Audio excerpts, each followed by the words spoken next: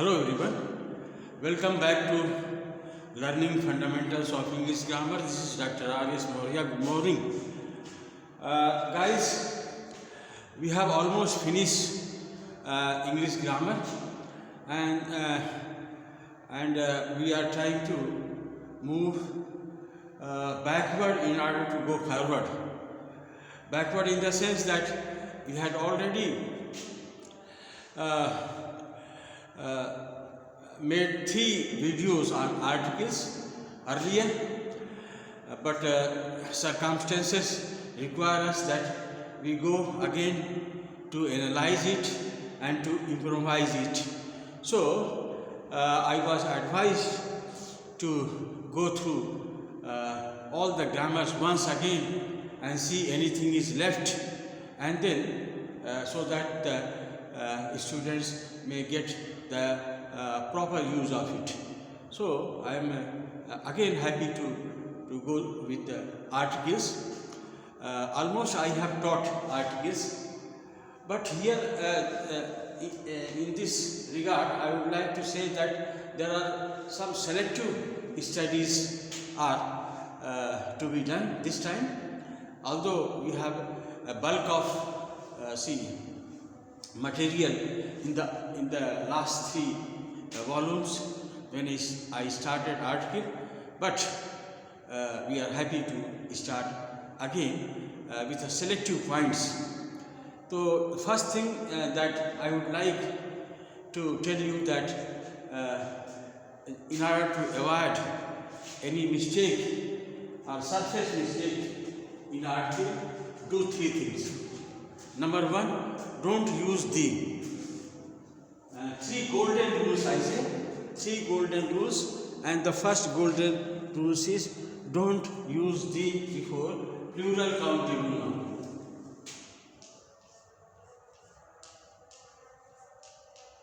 Don't use the before plural and countable noun. Countable noun.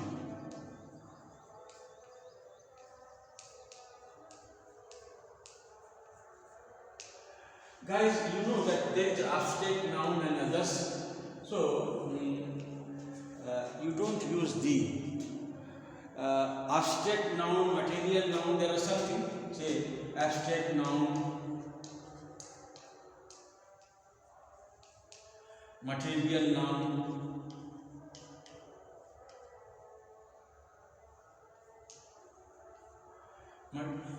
these nouns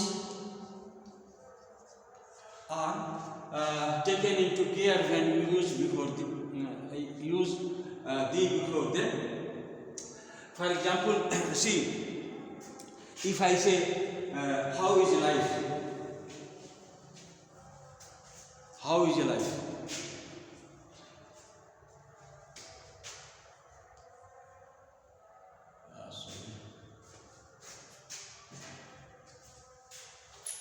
If I say how is life,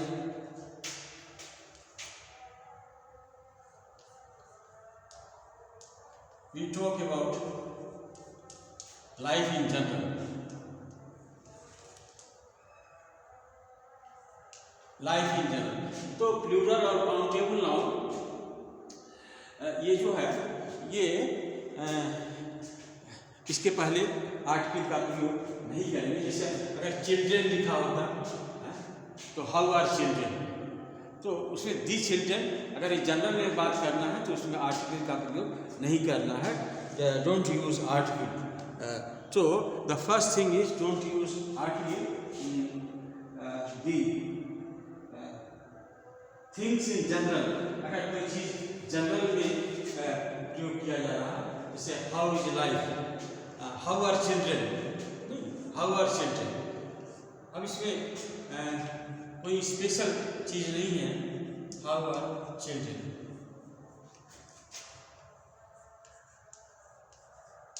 अगर कहें life is hard, life is hard, जीवन कठिन है, तो water is life.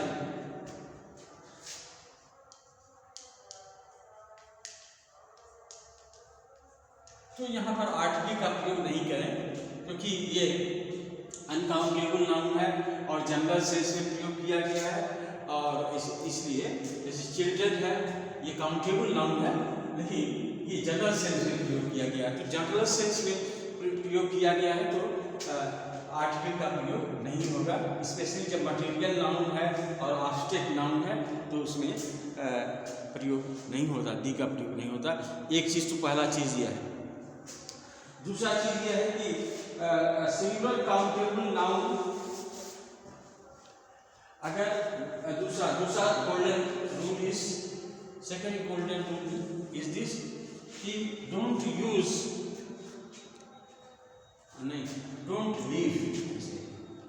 Leave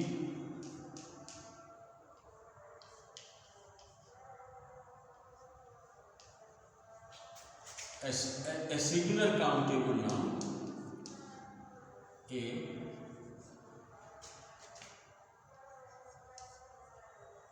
singular countable noun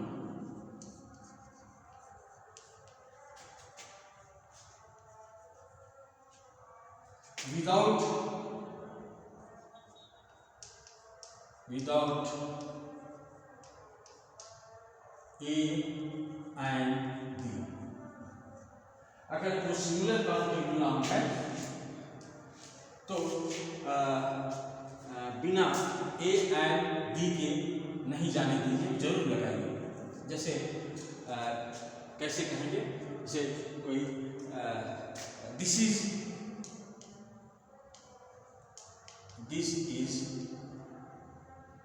car, ये गलत है, this is car गलत है। ये इसलिए गलत है कि ये कार जो है काउंटेबल नाउन है, इसके पहले ए एंड डी कुछ भी लगना चाहिए, तो हम कहेंगे दिस इज ए कार, ये सही है। This is the car, this is a car सही है,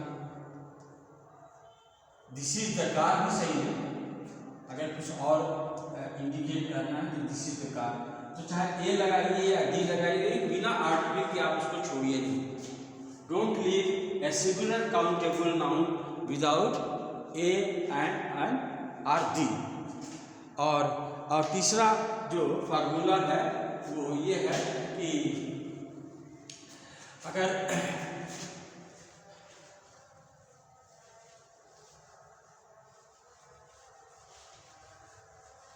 किसी व्यक्ति से आपको किसी को परिचय करवाना है तो उसमें पीपुल्स जॉब और उसके प्रोफेशन से तो आप उसमें आर्टिकल का प्रयोग जरूर करें। नहीं, जैसे if you use A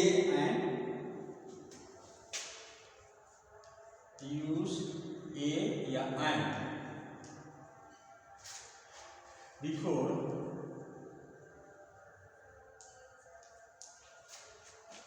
before people's job, before people's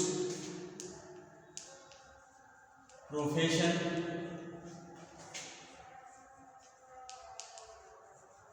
people professions और jobs। इसका हिंदी मतलब ये होता है कि जरूर आप जो है ए एंड का प्रयोग करें जब किसी आदमी के बारे में वो क्या काम करता है। और जैसे कोई आदमी कुछ होता है, जैसे he is a carpenter, he is a carpenter, he is a carpenter.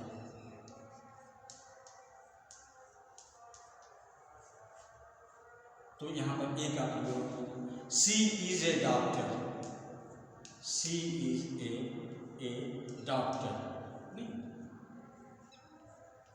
किसी आदमी का प्रोफेशन क्या है,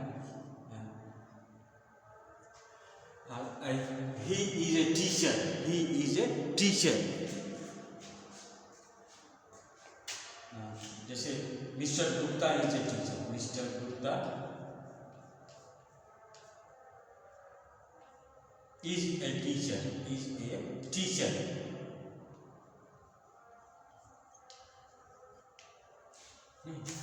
जैसे ही इज एन ऑफिसर। तो जब किसी का पद, ओहदा या जॉब के बारे में आपको कहना हो तो ऐसे नहीं छोड़िए, जैसे कहिए ही इज टीचर, गलत हो गया, उसको कहना पड़ेगा कि ही इज अ टीचर। तो इसके बाद जो है आप इसको सही, ये 3 चीज़ अगर आप दिमाग में रखोगे, 3 things if you keep in mind, तो आप जो है आर्टिकल को तुरंत जो है डिटेक्ट कर लोगे। एरर अगर आर्टिकल का है कि गलती है तो आप तुरंत पता कर पाओगे कि गलती कहाँ है। तो इसलिए इसको ये 3 चीज़, और हम इसमें और कुछ जोड़ना चाहते हैं, कुछ ऐसे नाउन आपको बताएंगे कि जिसमें आर्टिकल का प्रयोग होता है, नहीं भी होता है, जैसे जो अनकाउंटेबल नाउन हैं या जो एब्स्ट्रैक्ट नाउन हैं और मटेरियल नाउन हैं। तो उनमें जो है कैसे, जैसे अगर हम नॉलेज लिखें, नॉलेज मतलब होता है ज्ञान, ये कौन सा नाउन है? एब्स्ट्रैक्ट नाउन है। तो नॉलेज मतलब होता है ज्ञान। अब इसमें आर्टिकल का प्रयोग नहीं होता। नॉलेज इज पावर, जैसे अगर कहें knowledge is power, knowledge is power, ज्ञान ही शक्ति है, ज्ञान शक्ति है। तो ये यहाँ आर्टिकल का कोई प्रयोग नहीं होगा। लेकिन अगर ये लिखें कि ए knowledge of history, A knowledge of history,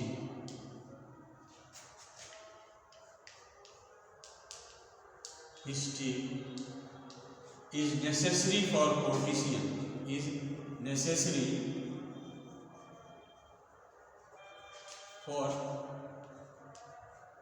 for politicians, plural लिखिएगा तो लिखिए for politicians, politician, एक का ही प्रयोग कर सकते हैं, प्लूरल भी कर सकते हैं।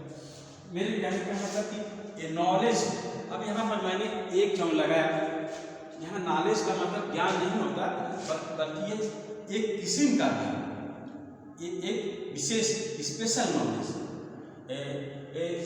सम काइंड ऑफ, मतलब किस्म का, जैसे कहते ए नॉलेज ऑफ हिस्ट्री। तो ए नॉलेज ऑफ हिस्ट्री का मतलब हो गया हिस्ट्री का कुछ ज्ञान, हिस्ट्री का किसी तरह का ज्ञान जो है वो जरूरी है, इसलिए इसके पहले ए का प्रयोग हुआ है, नॉलेज के पहले। ए knowledge of history is necessary for a politician, जो राजनेता हैं उनको इतिहास का भी ज्ञान होना चाहिए। तो इतिहास का ज्ञान का मतलब वो ज्ञान नहीं, बल्कि पर्टिकुलर एक special knowledge of history is necessary for politician. तो ये इस तरह से हम आपको कुछ वर्ड्स बताते हैं जो कि एग्जामिनेशन में पूछे जाते हैं। स्पेशली इसको हम अभी जो बताने जा रहे हैं वो एग्जामिनेशन ओरिएंटेड और कंपटीशन ओरिएंटेड चीज़ हम आपको बताने जा रहे हैं। और ऑल्दो हमने सब चैप्टर कर दिया है, लेकिन हम इसमें एक दो सब में जोड़ते जाएंगे। A new thing I start from today, a new way of looking things. और वोकैबुलरी तो ये चलता ही रहेगा, लेकिन इसमें आपको ग्रामर में हम दिन में दो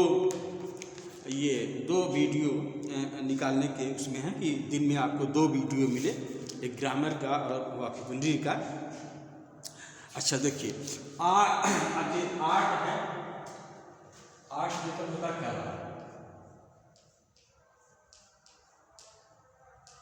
इसमें आर्टिकल का प्रयोग नहीं होता। जैसे art lies in concealing the art, art lies in concealing the art.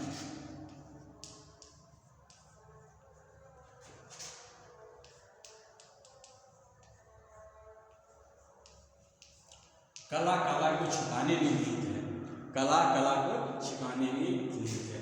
अगर ये इसका मतलब कला होता है जिसमें आर्टिकल का प्रयोग नहीं होगा। अगर इसका प्रयोग अगर स्किल है,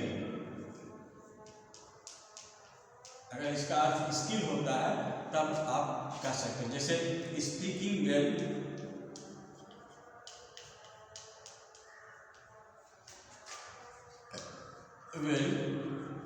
इज एन आर्ट। बोलना अच्छे तरीके से बोलना एक कला है। तो यहाँ पर स्किल हुआ, आर्ट का मतलब हुआ स्किल। अच्छा बोलना एक कला है, तो ये स्किल हुआ आदमी की एक क्वालिटी, स्किल जिसको बोलते हैं ये।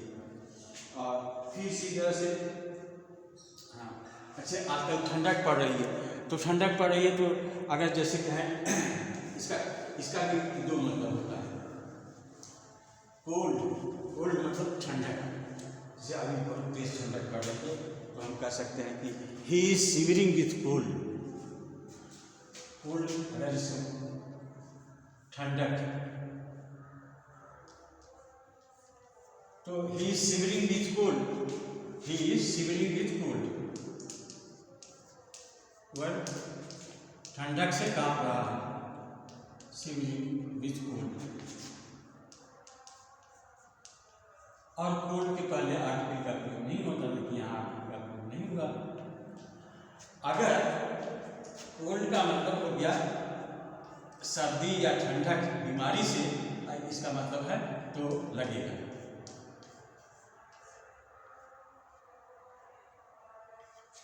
हाँ, जैसे he has cold today। आज जो है he has a cold, आज को सर्दी हो गई है, या इसमें बहुत चीज़ होता है। कोल्ड में ठंडक भी होता है, सर्दी भी होगा, बीमारी बुखार भी होता है। तो ये यहाँ बीमारी से मतलब है। जब बीमारी का से मतलब होता है तब उसमें हम क्या लगाते हैं, आर्टिकल का प्रयोग करते हैं। और जब वो इसका मतलब ठंडक होता है तो आर्टिकल का प्रयोग नहीं करते। फिर कुछ वर्ड और देखते हैं, पूछा जाता है एग्जामिनेशन में, पूछा जाता है और आप कंफ्यूज हो जाओगे कि ये करना चाहिए कि नहीं।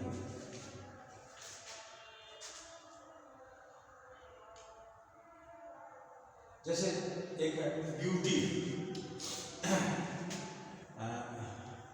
ब्यूटी का मतलब होता है सुंदरता। अगर इसका मतलब सुंदरता है तो आर्टिकल का प्रयोग नहीं होता। जैसे ब्यूटी इज ट्रूथ, जॉन पीस ने कहा, दोनों में नहीं होता। Truth is beauty, truth beauty.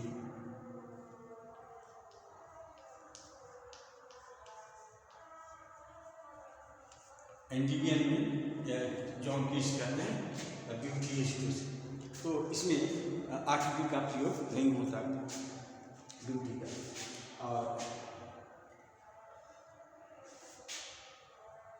अगर ऐसे कहें poor beauty finds more lovers than husband, बड़ा अच्छा सेंटेंस है। Poor beauty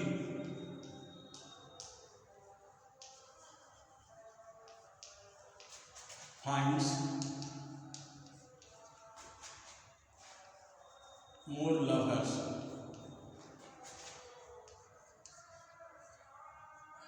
then husbands.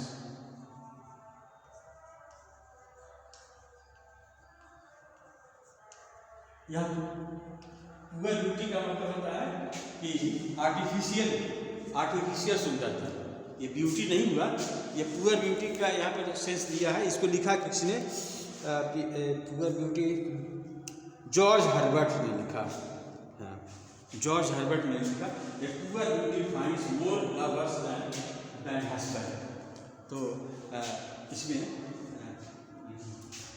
जब उसकी मतलब होता सुंदरता, और जब इस आर्टिफिशियलिटी या निगेटिविटी कुछ भी है तो उसमें पुअर आर्टिकल का प्रयोग होता है।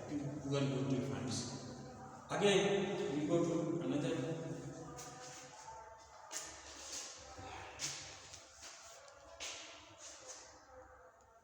अच्छा, चिकन वगैरह देखते हैं। जैसे चिकन है,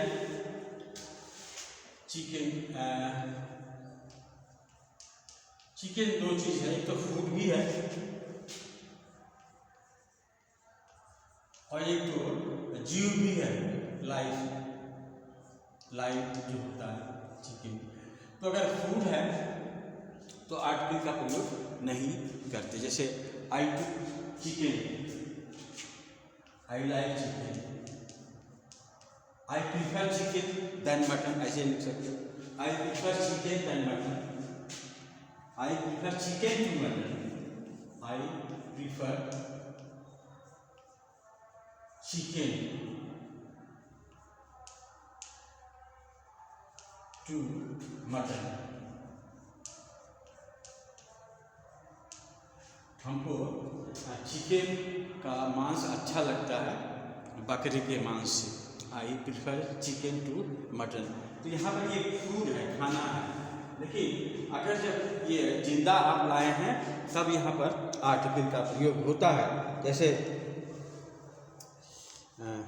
ही बॉट ए चिकन स्टैडल, जैसे ही बॉट ए चिकन स्टैडल का मतलब होता है he bought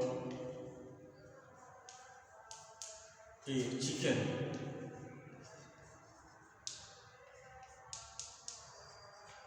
style।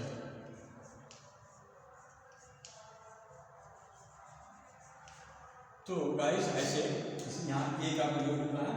तो खाना है और ये जिंदा है, ये एलाइव है, ये जिंदा है और ये खाना। अगर खाना है तो उसमें आर्टिकल का प्रयोग नहीं होता। अगर जो है वो जिंदा है तो उसको आर्टिकल का प्रयोग करते हैं। चिकन, तो चिकन हो गया। कुछ ऐसे वर्ड्स हैं जो पूछा जाता है, इसलिए मैं आपको इसको बताते हैं। अच्छा, जॉय जो है वो उसका मतलब होता है खुशी। जॉय मतलब होता है खुशी। I learn with Joy, I learn with Joy that you passed first division, that you passed in first division,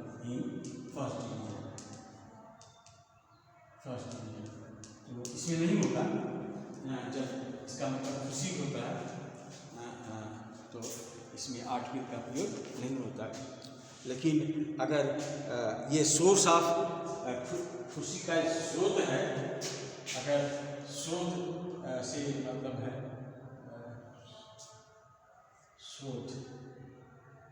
sources, अगर इसका मतलब सोर्सेस ऑफ जॉय है तो होता है। जैसे a thing of beauty is joy for, John पीस लिखता है a thing of beauty is joy for.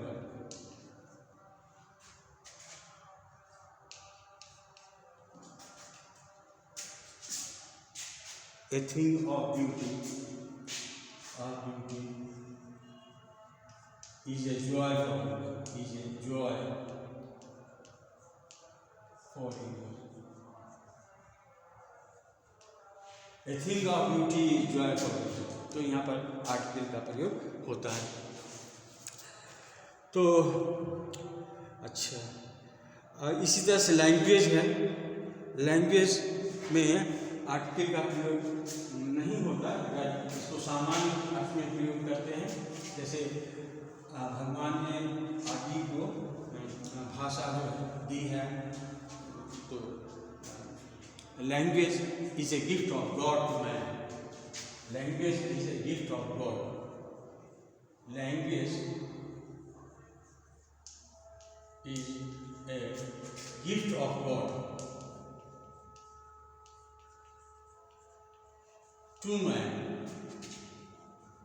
भगवान ने आदि को भाषा उपहार के रूप में दिया है, क्योंकि जानवर नहीं बोलते। जानवर बोलते हैं नहीं। Man speaks, animals cry. वो बोलते नहीं हैं, वो क्राई करते हैं।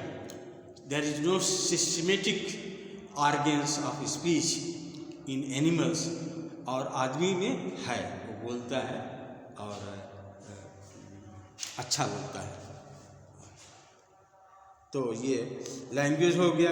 और ला भी, ला मतलब होता है कानून। हाँ, language is a gift of God to man. और फिर और जो है अगर आर्टिकल लगाना होगा तो जैसे English is a beautiful language, English is a beautiful language.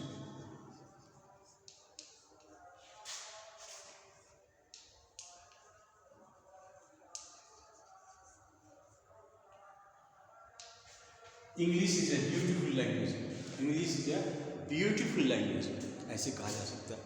और फिर इसी तरह लॉ है, तो लॉ जैसे इफ यू स्टडी लॉ तो there is no article before law.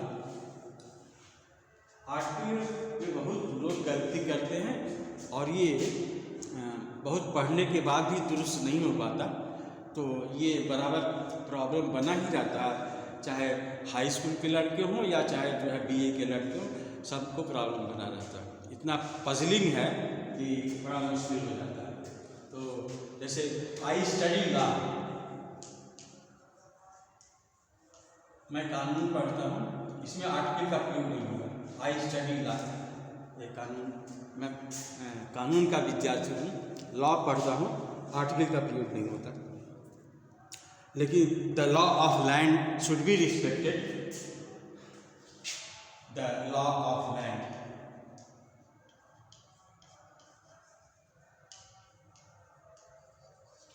should be respected।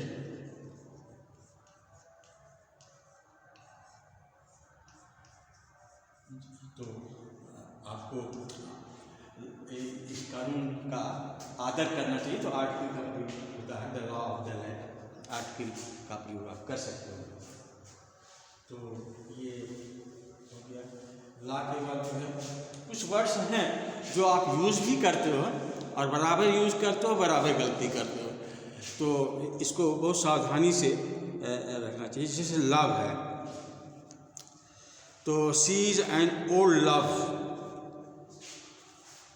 अगर कहें कि she is an old love, she is an old love, यहाँ लव के पहले आर्टिकल का प्रयोग हुआ, इसका मतलब है पुरानी प्रेमिका, प्रेमिका पुरानी प्रेमिका, she is an old love, पुरानी प्रेमिका। और बाकी जो है अगर प्रेमिका है तो यहाँ पर जो है आर्टिकल का प्रयोग होगा, लेकिन अगर लव इज ब्लाइंड तब यहाँ आर्टिकल का प्रयोग नहीं होगा।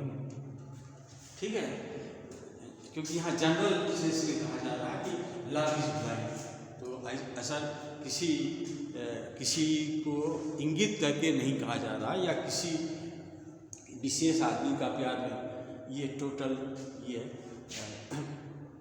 जनरल यूज में कहा जा रहा है, लव इज ब्लाइंड। तो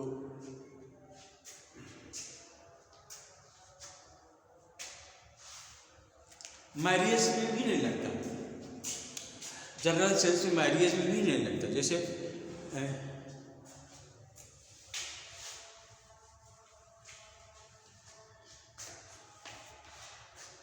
एक वाक्य हम दिया है, when there is marriage without love, when there is marriage without love, when there is marriage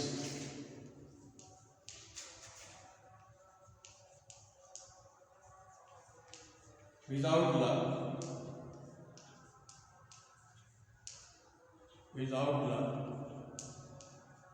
there is a love without marriage, there is a love without marriage, there is love without marriage। उल्टा आप सोचिए इसका कितना अच्छा अर्थ होगा। तो when there is marriage without love, there will be love without marriage, there will be love without, there will be love without marriage। तो marriage से पहले नहीं होता, लेकिन कुछ स्टेज में होता है, जैसे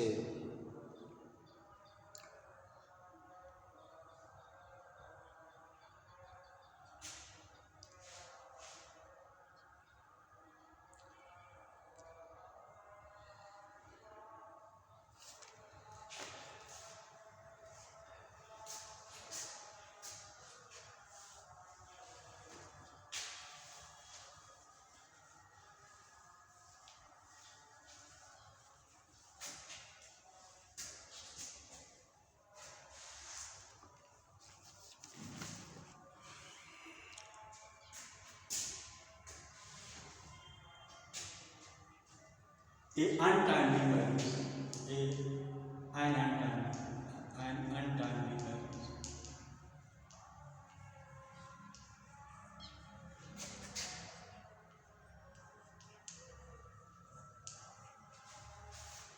An untimely.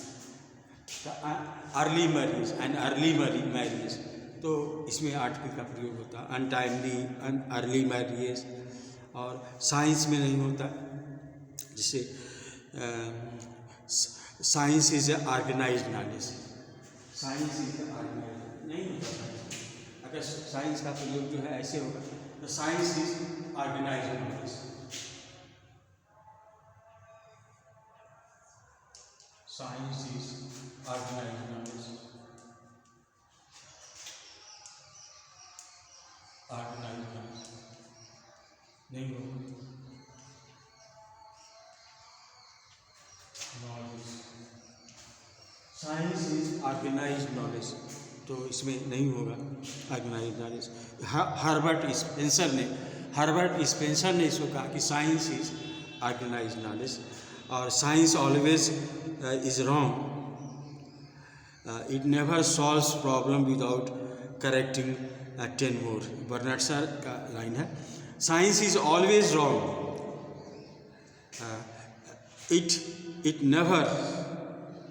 it never solves problem without correcting 10 more। और वार भी है, war is a science of destruction. War युद्ध में भी जो है इसमें आर्टिकल का प्रयोग जनरल सेंस में नहीं होता। जैसे वार is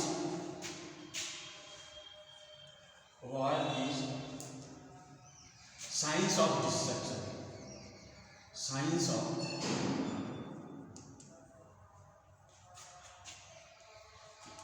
destruction.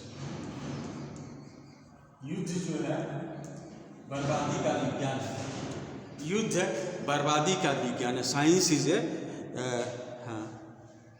Science, war is a science, sorry war is a science. यहाँ पर साइंस का प्रयोग होता है, यहाँ ऐसे नहीं साइंस का प्रयोग होता।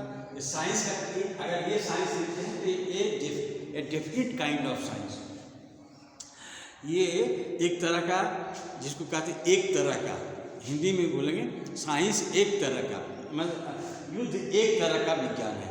तो यहाँ एक तरह के सेंस में ए का प्रयोग होता है।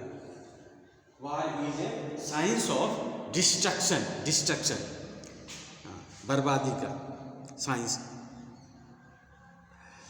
और जैसे ऐसे कहें कि वार इज हेल, नर्क है, war is hello. It is only when a war is over that people realize how bad it was. It is only then a war is over. जब वार का मतलब होता है पीरियड ऑफ, जब वार जो है पीरियड बताता है, when war is over का मतलब होता है पीरियड ऑफ। जब ये पीरियड बताता है तब समझिए कि ये इसमें आर्टिकल लगेगा। when a war is over, when a war is over, when a period of war is over, when a period of war is over। और रीजन तर्क है, तो जैसे man is only animal that has reason. आदमी जानवर है, अकेला जानवर है जिसमें बुद्धि है। Man is the only animal that has reason. I have reason to suspect that he is dead. तो रीजन है, और जब रीजन का मतलब विचार या ओपिनियन होता है तो ए का प्रयोग होता है। जैसे he gave me very good reason to support his contingency. He gave me very good reason why I should not help them, why I should not help them. He gave me very good reason. तो reason में जिसका मतलब बुद्धि होता उसमें भी इस तरह का होता। Science without religion is lame, religion without science is blind. किसने कहा? बहुत इम्पोर्टेंट है। आइंस्टीन ने कहा science without religion is lame, or religion without science is blind. God is for man and religion is for women. यही बहुत अच्छा है. ये इसको कहा जो कॉनराड ने कहा, Joseph Conrad, the heart of darkness जिसने लिखा, god is for man and religion is for women. तो religion is an opium of the people. अब मार्क्स ने लिखा है तो एन ओपियम लिखा है, religion is an opium. An opium का मतलब हो गया एक तरह का नशा है, धर्म एक तरह का नशा है. तो religion is an opium of people. आज देख रहे हैं, आज पूरा बंद है, सब नशा ही है. अच्छा, टाइम के पहले आर्टिकल का प्रयोग नहीं होता. टाइम के पहले आर्टिकल का प्रयोग नहीं, जनरल सेंस में नहीं होता. Time is money, time and tide wait for नहीं होता. लेकिन जब कोई स्पेशल टाइम होता है, जैसे you came at A time when I was very busy. You came at a time when I was very busy. तो एट ए time यहाँ ए का प्रयोग हुआ है, क्योंकि एक स्पेशल टाइम का बोझ हो रहा है जब मैं बिजी था, व्हेन आई वॉज बिजी. तो guys, this was another lecture on articles, और इसको उसमें ऐड कर लीजिए. 3 लेक्चर मैंने दिया है, ये चौथा लेक्चर आर्टिकल पर है. और आप पढ़िएगा तीनों को, अगर शुरू से अंत तक पढ़िएगा तो आपको आर्टिकल में कोई जो है बेवकूफ़ नहीं बना सकता. कोई भी कंपटीशन में आप मिस नहीं करोगे. You will not miss anything in any competition. तो होप कि एक जो है आप वीडियो को ऐड कर लो, और 3 के बाद ये चौथा वीडियो है. Thank you very much.